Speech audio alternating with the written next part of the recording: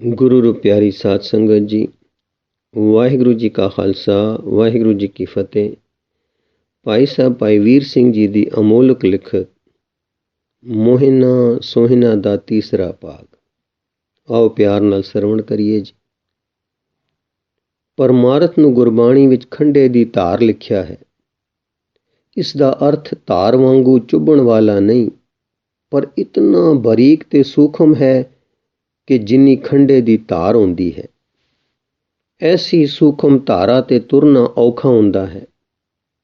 ਕਿਸੇ ਨਾ ਕਿਸੇ ਪਾਸੇ ਉਲਝ ਜਾਈਦਾ ਹੈ। ਕਈ ਪਰਮਾਰਥੀ ਲੋਕ ਸੰਸਾਰ ਤੋਂ ਵੈਰਾਗ ਕਰਦੇ ਕਰਦੇ ਇੰਨੇ ਓਪਰੇ ਹੋ ਜਾਂਦੇ ਹਨ ਕਿ ਉਹਨਾਂ ਦਾ ਸੁਭਾਅ ਗੁਸੈਲਾ ਤੇ ਗਮਰੁੱਠ ਜਿਹਾ ਹੋ ਜਾਂਦਾ ਹੈ। ਕਈ ਢੱਠੇ ਜਿਹੇ ਮਨ ਵਾਲੇ ਹੋ ਜਾਂਦੇ ਹਨ। ਦੂਜੇ ਪਾਸੇ ਜੋ ਲੋਕ ਪਰਮੇਸ਼ਰ ਪਿਤਾ ਨੂੰ ਭੁੱਲਦੇ ਹਨ, ਉਹ ਖੁਦਗਰਜ਼ ਹੋ ਜਾਂਦੇ ਹਨ।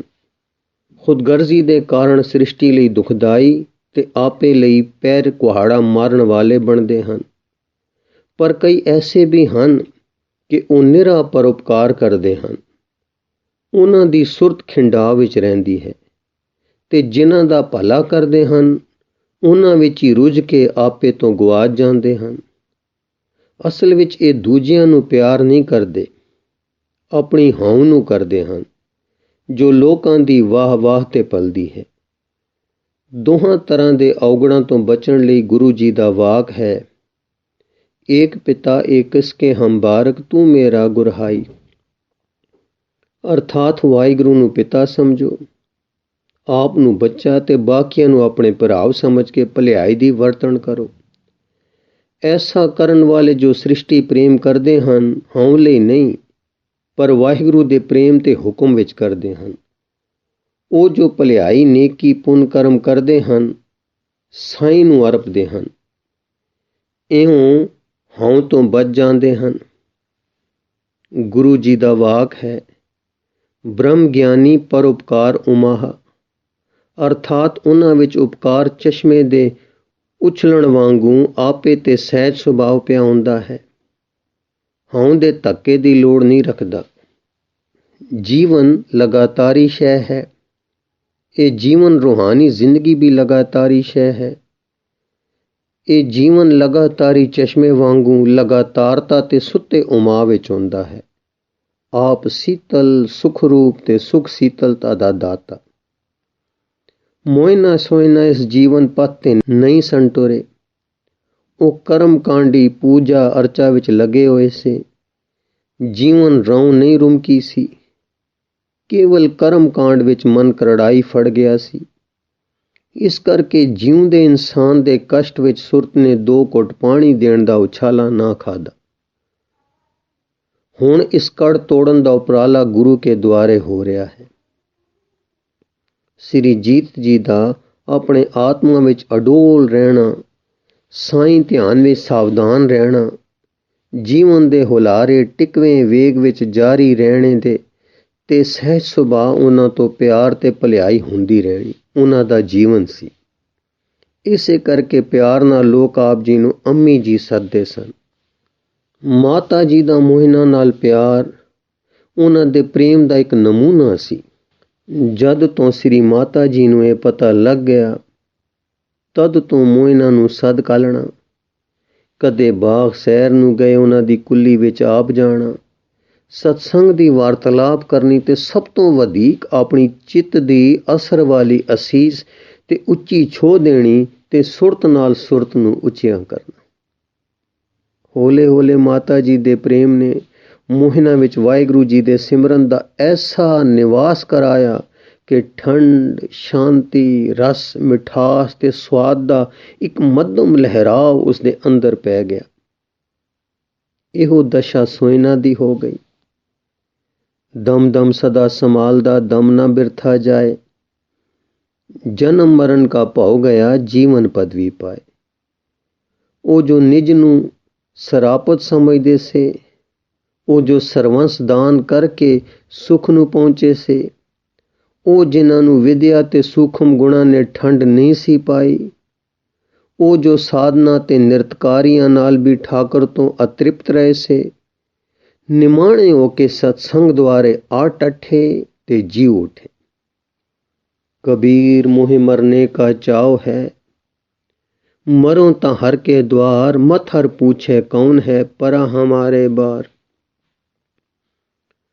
ਹੁਣ ਦੋਹਾਂ ਦੀ ਚਿੱਤ ਬਿਰਤੀ ਖਿੰਡਾ ਵਿੱਚ ਘਟ ਜਾਂਦੀ ਹੈ, ਹੋਕੇ ਵਿੱਚ ਨਹੀਂ ਪੈਂਦੀ। ਇੱਕ ਮੱਧਮ ਵੇਗ ਦਾ ਲਗਾਤਾਰ ਰਸ ਅੰਦਰ ਰਹਿੰਦਾ ਹੈ। ਸਿਮਰਨ ਵਿੱਚ ਜਰਵੀਂ ਖਿੱਚ ਲੱਗੀ ਰਹਿੰਦੀ ਹੈ। ਦਰਸ਼ਨ ਦੀ ਸਿੱਖ ਅੱਗੇ ਨਾਲੋਂ ਬਹੁਤੀ, ਪਰ ਉਸ ਵਿੱਚ ਨਿਰਾਸ਼ਾ ਤੇ ਟੋਟ ਨਹੀਂ ਹੈ। ਸ਼ੁਕਰ ਤੇ ਆਸ ਹੈ, ਪਰ ਆਸ ਦੇ ਹੁਲਾਰਿਆਂ ਵਿੱਚ ਵਿਸ਼ਵਾਸ ਹੈ। ਨੈਣ ਛੈਬਰਾਂ ਲਾਉਂਦੇ ਹਨ, ਪਰ ਸ਼ੁਕਰ ਵਿੱਚ ਜੇ ਤੇ ਸਾਸ ਹਮ ਲੇਤੇ ਤੇਤੇ ਹੀ ਗੁਣ ਗਾਇਆ। ਨਿਮਖ ਨ ਬਿਛਰੈ ਘਰੀ ਨ ਬਿਸਰੈ, ਸਦ ਸੰਗੇ ਜਤ ਪਾਇਆ। ਇਸ ਤਰ੍ਹਾਂ ਕਰਦਿਆਂ ਸਮਾਂ ਲੰਘਦਾ ਗਿਆ। ਇਹਨਾਂ ਦੇ ਅੰਦਰ ਦੀ ਬਿਦ ਪਕਿਆਈ ਪਾਉਂਦੀ ਗਈ। ਮੌਤ ਨਦੀ ਦੇ ਪਾਰ ਉਰਾਰ ਚਿਤ ਗੇੜੇ ਲਾਉਣ ਲੱਗ ਪਿਆ। ਇਉਂ ਜਾਪੇ ਕਿ ਇਸ ਭਵਨ ਦਾ ਇੱਕ ਠਾਕਰ ਹੈ, ਜਿਸ ਦੀ ਠਕਰਾਈ ਮੌਤ ਨਦੀ ਦੇ ਪਾਰ ਉਰਾਰ ਹੈ। ਉਹ ਠਾਕਰ ਜਿਸ ਨੂੰ ਚਾਹੇ ਪਾਰ ਸੱਦੇ, ਜਿਸ ਨੂੰ ਚਾਹੇ ਉਰਾਰ ਸੱਦੇ। ਮੌਤ ਕੋਈ ਦੁਖਦਾਈ ਸ਼ੈ ਨਹੀਂ, ਨਾ ਇਹ ਵਿਨਾਸ਼ ਹੈ, ਨਾ ਇਹ ਪੱਕਾ ਵਿਛੋੜਾ ਹੈ। ਇਹ ਵੀ ਪਾਸੇ ਕਿ ਜੋ ਸਿਮਰਨ ਵਿੱਚ ਜੀਵੇ ਹਨ, ਉਹਨਾਂ ਲਈ ਵਿਛੋੜਾ ਨਹੀਂ। ਸਾਈਂ ਨਾਲੋਂ ਕਿ ਸਾਈਂ ਦੇ ਪਿਆਰਿਆਂ ਨਾਲੋਂ, ਸਤਿਗੁਰ ਨਾਲੋਂ ਕਿ ਸਤਸੰਗ ਨਾਲੋਂ ਸਿਮਰਨ ਵਾਲੇ ਕਦੇ ਵਿਛੜਦੇ ਨਹੀਂ। ਕਬਹੂ ਸਾਧ ਸੰਗਤ ਇਹ ਪਾਵੇ, ਉਸ ਅਸਥਾਨ ਤੇ ਬਹੁਰ ਨਾ ਆਵੇ। ਇਉਂ ਇੱਕ ਨਦੀ ਦੇ ਪਾਰ ਉਰਾਰ ਵਾਹਿਗੁਰੂ ਦੀਆਂ ਨਗਰੀਆਂ ਵਿੱਚ ਆਉਣਾ ਜਾਣਾ ਦਿਸ ਕੇ ਮਨ ਭੈ ਮਰਬੇ ਤੋਂ ਨਿਕਲ ਗਿਆ ਹੈ ਤੇ ਜੀਵਨ ਅਤ ਸੁਆਦਲੀ ਤੇ ਰੰਗੀਲੀ ਦਾਤ ਲੱਗਣ ਲੱਗ ਪਿਆ ਹੈ। ਬਿਨ ਸਿਮਰਨ ਜੀਵਨ ਇੱਕ ਬਲਨਾ ਦਿਸੇ, ਜਿਸ ਤਰ੍ਹਾਂ ਚੁੱਲ੍ਹੇ ਵਿੱਚ ਲੱਕੜਾਂ ਦਾ ਬਲਨਾ। ਇਸ ਤਰ੍ਹਾਂ ਸਰੀਰ ਵਿੱਚ ਅੰਨ ਦਾਣੇ ਫਲਾਂ ਆਦਿ ਭੋਜਨਾਂ ਦਾ ਬਲਨਾ। ਪਰ ਹਾਂ, ਜਦ ਪ੍ਰਭੂ ਸਿਮਰਨ ਦਾ ਨਿਵਾਸ ਹੋ ਗਿਆ ਤਾਂ ਜੀਵਨ ਇੱਕ ਅਤ ਰਸਦਾਇਕ ਸੁਆਦਲਾ ਆਤਮ ਲਹਿਰਾ ਹੈ। ਜਿਸ ਦਾਤੇ ਨੇ ਮਨੁੱਖ ਜੀਵਨ ਰਚਿਆ ਹੈ, ਉਸਨੇ ਇਸ ਨੂੰ ਪੀੜਾ ਨਹੀਂ ਸੀ ਰਚਿਆ। ਉਸਨੇ ਇਹ ਦੁੱਖ ਰੂਪ ਨਹੀਂ ਸੀ ਬਣਾਇਆ। ਸਗੋਂ ਅਸਾਂ ਜੋ ਰਚਣਹਾਰ ਨੂੰ ਵਿਸਾਰ ਕੇ ਮਰਨਹਾਰਾਂ ਤੇ ਵਿਛੜਨਹਾਰਾਂ ਨਾਲ ਪਿਆਰ ਪਾ ਲਿਆ, ਦੁੱਖ ਉੱਥੋਂ ਜੰਮਿਆ। ਮੋਇਨਾ ਸੋਇਨਾ ਜੀ ਨੂੰ ਹੁਣ ਜੀਵਨ ਰਸ ਰੂਪ ਨਜ਼ਰ ਆਵੇ। ਸੁਰਤ ਜੀਵਦੀ ਹੋ ਗਈ ਹੈ। ਜੀਵਦੀ ਸੁਰਤ ਜਿੱਧਰ ਤੱਕਦੀ ਹੈ, ਸੁੰਦਰਤਾ ਰਸ ਤੇ ਸਵਾਦ ਫਰਾਟੇ ਮਾਰ ਰਿਹਾ ਹੈ। ਜਿਸ ਰਚਣਹਾਰ ਨੂੰ ਕਰੜਾ ਹਾਕਮ ਖਿਆਲ ਕੇ ਜਾਨ ਸਹਿਮਾਂ ਵਿੱਚ ਰਹਿੰਦੀ ਸੀ, ਉਹ ਸਦਾ ਪਿਆਰ ਕਰਨ ਵਾਲਾ ਦਿਸ ਪਿਆ। ਮਿੱਠ ਬੋਲੜਾ ਜੀ ਹਰ ਸੱਜਣ ਸੁਆਮੀ ਮੋਰਾ, ਹੁਣ ਸੰਭਲ ਥੱਕੀ ਜੀ ਉਹ ਕਦੇ ਨਾ ਬੋਲੇ ਕੌੜਾ।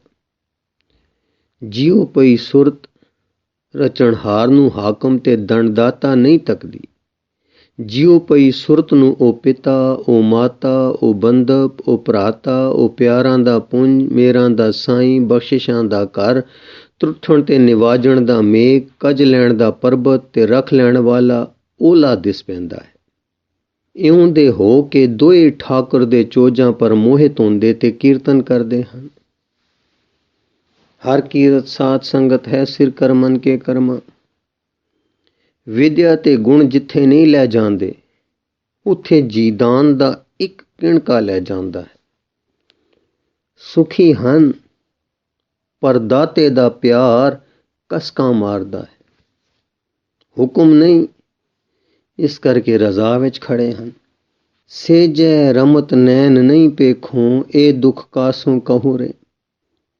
ਇਨ੍ਹਾਂ ਹੀ ਦਿਨਾਂ ਵਿੱਚ ਇੱਕ ਦਿਨ ਇੱਕ ਰਮਤਾ ਫਕੀਰ ਬਾਗ ਵਿੱਚ ਆ ਗਿਆ।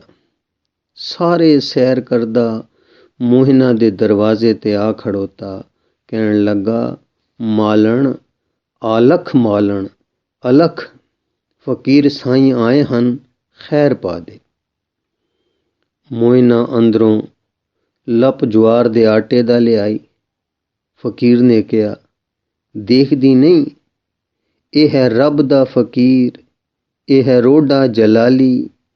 ਅੱਖ ਜੇ ਇਹ ਫੇਰੇ ਦੇਵੇ ਪੁੱਠੜੀ ਪੁਹਾਲੀ। ਮਾਲਣ ਰੋਡਾ ਜਲਾਲੀ ਇਹ ਹੈ ਰੋਡਾ ਜਲਾਲੀ। ਰੱਬ ਨੂੰ ਜੇ ਮੰਗੇ ਮੇਲੂ ਰੋਡਾ ਜਲਾਲੀ। ਰੋਡਾ ਪਰ ਲੈਂਦਾ ਮੂੰਹ ਮੰਗੀ ਦਲਾਲੀ। ਮਾਲਣ ਆਇਆ ਫਕੀਰ ਤੇਰੇ ਰੋਡਾ ਜਲਾਲੀ। ਆਇਆ ਫਕੀਰ ਡੇਰੇ ਰੋਡਾ ਜਲਾਲੀ। ਮੰਗੋ ਮੁਰਾਦ ਦੇਵੇ ਰੋਡਾ ਜਲਾਲੀ। ਦੁਆਰੇ ਤੇ ਆਇਆ ਜਾਵੇ ਰੋਡਾ ਨਾ ਖਾਲੀ। ਮਾਲਣ ਨਾਗਨ ਫਕੀਰ ਰੋਡਾ ਨਾਗਨ ਨੀ ਕਾਲੀ। ਦੇ ਜੋ ਮੰਗੇ ਮੂੰਹੋਂ ਕੱਢੀ ਨਾ ਗਾਲੀ। ਨਖਰੇ ਬਹਾਨੇ ਕਰ ਇਹਨੂੰ ਨਾ ਟਾਲੀ।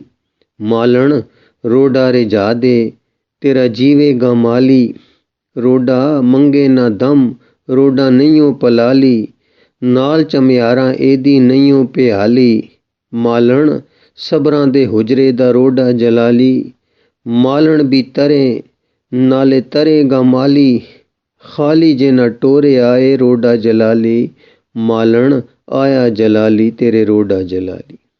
ਰੋਡਾ ਗੁਰਜ ਪੁਆਵੇ ਤੇ ਨੱਚੇ ਤੇ ਇਹ ਟੱਪੇ ਗਾਵੇ। ਮੋਹਿਨਾ ਜਿਉਂ ਜਿਉਂ ਤੱਕੇ ਹੈਰਾਨ ਹੋਵੇ। ਸਹਿਮ ਖਾਵੇ ਤੇ ਕੁਝ ਬੇਚੈਨ ਹੋਵੇ।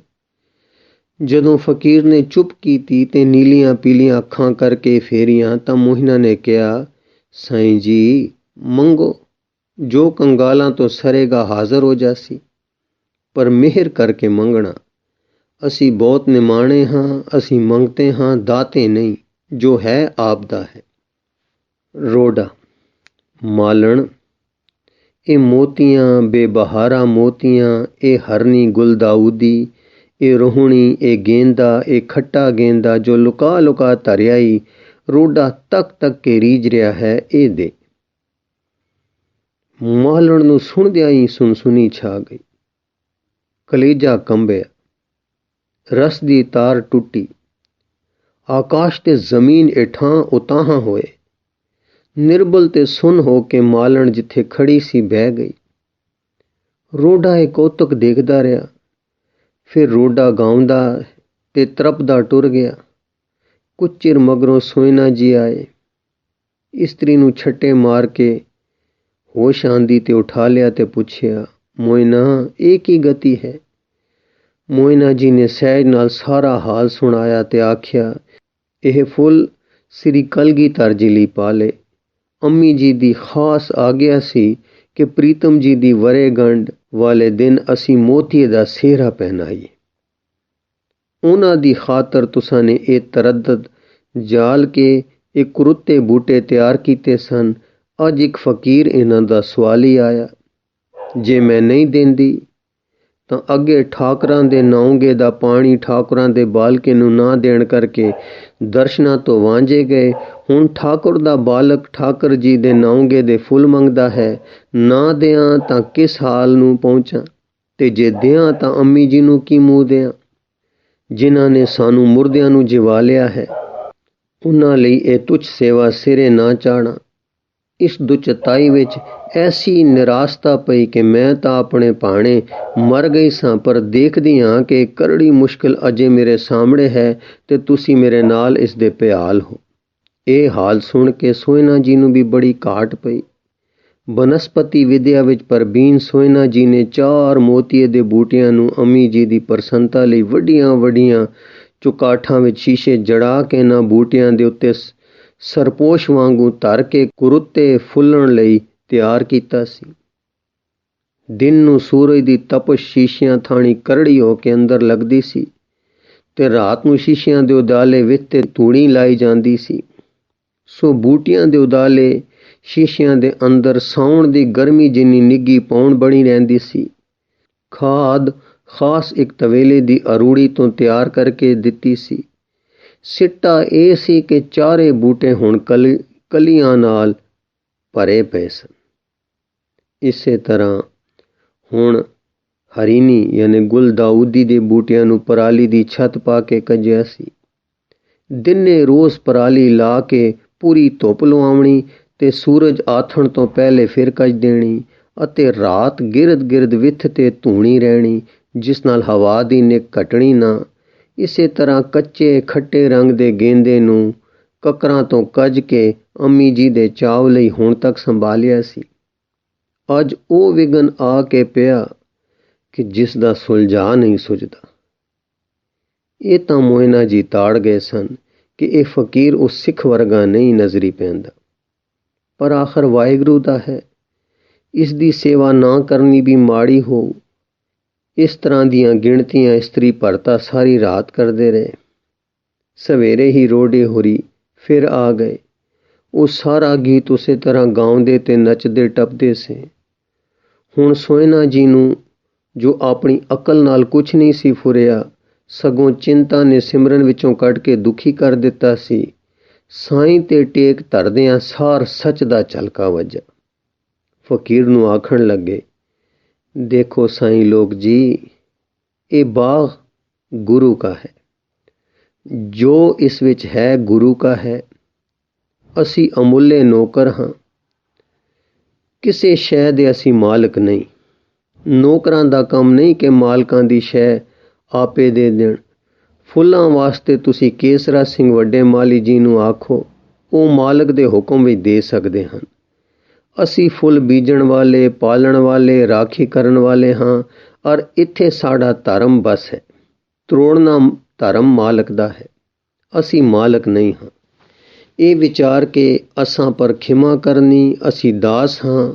ਰੋਡਾ ਇਹ ਸੁਣ ਕੇ ਟੱਪਿਆ ਤੇ ਬੋਲਿਆ, ਰੋਡਾ ਜਲਾਲੀ ਜਾਵੇ, ਰੋਡਾ ਜਲਾਲੀ, ਤੇਰੇ ਦੁਆਰੇ ਤੋਂ ਇਹ ਚੱਲਿਆ ਏ ਖਾਲੀ।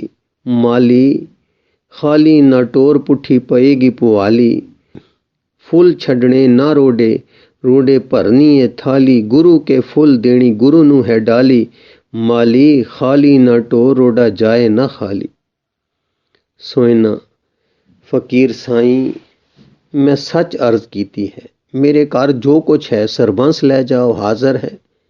ਮਾਲਕ ਦੀ ਸ਼ੈ ਤੇ ਮਾਲਕਾਂ ਦੇ ਹੁਕਮ ਵਿੱਚ ਤਿਆਰ ਹੋਈ ਸ਼ੈ ਮਾਲਕ ਹੀ ਦੇਣ, ਜਾਂ ਵੱਡੇ ਮਾਲੀ ਨੂੰ ਪੁੱਛ ਲਓ। ਰੋਡਾ ਹੁਣ ਸ਼ਰਾਬ ਦੇਂਦਾ, ਤੇਰੀ ਜੜ ਨਾ ਮੇਖ ਟੁਰ ਗਿਆ। ਮੋਇਨਾ ਤੇ ਸੋਇਨਾ ਨੇ ਸ਼ੁਕਰ ਕੀਤਾ, ਆਖਣ ਲੱਗੇ, ਐਤਕੀ ਠਾਕਰ ਦੇ ਬਾਲ ਕੇ ਗਾਲ ਨਹੀਂ ਦਿੱਤੀ, ਅਸੀਸ ਦਿੱਤੀ ਹੈ। ਅਸੀਂ ਜਗਤ ਵਿੱਚ ਜੜ ਮੇਖ ਕਦ ਚਾਹੁੰਦੇ ਹਾਂ, ਇੱਥੋਂ ਪੁੱਟੀ ਹੀ ਜਾਏ ਤਦ ਚੰਗੀ ਹੈ। ਦਿਲ ਪਰ ਜੋ ਡਰ ਸੀ ਸੋ ਲੱਥਾ ਤੇ ਮਨ ਕੁਛ ਉੱਚਾ ਹੋਇਆ। ਇਸਤਰੀ ਭਰਤਾਂ ਅੰਦਰ ਬੈਠ ਕੇ ਕੀਰਤਨ ਕਰਦੇ ਰਹੇ। ਸੁਰਤਿਆਂ ਲੋਕਾਂ ਪਾਸ ਮੈਲੀ ਹੋ ਗਈ ਤੇ ਢਹਿ ਪਈ ਚਿਤ ਗਤੀ ਦਾ ਦਾਰੂ ਸਤਸੰਗ ਹੈ ਜਾਂ ਕੀਰਤਨ। ਗੁਣ ਗਾਵਤ ਤੇਰੀ ਉਤਰਸ ਮੈਲ, ਬਿਨਸ ਜਾਏ ਹੋਂ ਮੈਂ ਬਿਕਫੈਲ। ਸੰਝ ਵੇਲੇ ਅੰਦਰਲੇ ਬਦਲਾਂ ਨੇ ਉਡਾਰੀ ਖਾਦੀ। ਕੁਹੀੜ ਉੱਠੀ ਤੇ ਧੁੰਦ ਬਿਲਾ ਗਈ। ਮਨ ਨਿਰਮਲ ਹੋ ਕੇ ਚਮਕਿਆ। ਬਿਰਤੀ ਦਾ ਪ੍ਰਵਾਹ ਤੇਲ ਦੀ ਧਾਰ ਵਾਂਗ ਇੱਕ ਰੰਗ ਵਗਿਆ ਤੇ ਸੁਰਤ ਚੜ ਗਈ। ਰਾਤ ਬੜੇ ਆਨੰਦ ਨਾਲ ਸੁੱਤੇ। ਸਵੇਰੇ ਮਗਨ ਉੱਠੇ, ਨਿਤਨੇਮ ਦੇ ਧਿਆਨ ਵਿੱਚ ਲੱਗੇ। ਜਦੋਂ ਸੂਰਜ ਚੜ੍ਹੇ ਬਾਹਰ ਆਏ ਤਾਂ ਬੁਲਬੁਲ ਹੈ ਬਾਗ ਦੇਖੇ, ਸਾਰਾ ਵੀਰਾਨ ਹੋਇਆ। ਜ਼ਾਲਮ ਕਠੋਰ ਹੱਥਾਂ ਖਿੱਚ ਖਿੱਚ ਤਰੋੜ ਖੋਇਆ। ਸ਼ੀਸ਼ੇ ਭੱਜੇ ਪਏ ਹਨ ਤੇ ਮੋਤੀਏ ਦੇ ਫੁੱਲ ਡਾਲਾਂ ਨਾਲ ਨਹੀਂ ਹਨ। ਪਰਾਲੀ ਦਾ ਕੱਜਣ ਵਲੂੰਦਰਿਆ ਪਿਆ ਹੈ। ਗੁਲ ਦਾਊਦੀ ਦੀਆਂ ਟਾਹਣੀਆਂ ਤੋਂ ਫੁੱਲ ਟੁੱਟ ਟੁੱਟ ਕੇ ਲਟਕ ਰਹੇ ਹਨ ਤੇ ਖੱਟੇ ਗੇਂਦੇ ਦੇ ਫੁੱਲਾਂ ਦਾ ਕਿਤੇ ਮੁਸ਼ਕ ਨਹੀਂ। ਮੋਇਨਾ ਤੇ ਸੋਇਨਾ, ਸ਼ਰਮ ਆ ਗਈ। ਉਸ ਅੰਮੀ ਜੀ ਨੂੰ ਕੀ ਆਖਾਂਗੇ ਜਿਨ੍ਹਾਂ ਨੇ ਜੀਵਨ ਪਦ ਬਖਸ਼ਿਆ। ਅਸੀਂ ਉਹਨਾਂ ਦੇ ਇੱਕ ਚਾਉ ਲਈ ਇਹਨਾਂ ਫੁੱਲਾਂ ਦੀ ਰਾਖੀ ਨਾ ਕਰ ਸਕੇ। ਹਾਂ, ਨੀਂਦ ਹਥਿਆਰੀ, ਕਲੇਜੇ ਇੱਕ ਤੀਰ ਵੱਜਾ। ਜੀਦਾਨ ਦਾਤਾ ਅੰਮੀ ਜੀ ਸਾਹਮਣੇ ਦਿਸੇ ਤੇ ਮੁੜਕਾ ਮੁੜਕਾ ਸ਼ਰੀਰ ਹੋ ਗਿਆ। ਫਿਰ ਸਹਿਸਾ ਜਿਹਾ ਪਿਆ ਤੇ ਕਲੇਜਾ ਤੜਕ ਦੇ ਕੇ ਹੋਇਆ। ਫੁੱਲ ਟੁੱਟੀ ਹਰਣੀ ਦੀ ਕਿਆਰੀ ਵਿੱਚ ਧੜ ਕਰਕੇ ਟੱਠੇ। ਅਫੁੱਲ ਬੂਟਿਆਂ ਵਿੱਚ ਅਣਹੋਸ਼ੀਆਂ ਲੋਥਾਂ ਸਥਰ ਹੋ ਪਈਆਂ। ਵਾਹਿਗੁਰੂ ਜੀ ਕਾ ਖਾਲਸਾ, ਵਾਹਿਗੁਰੂ ਜੀ ਕੀ ਫਤਿਹ।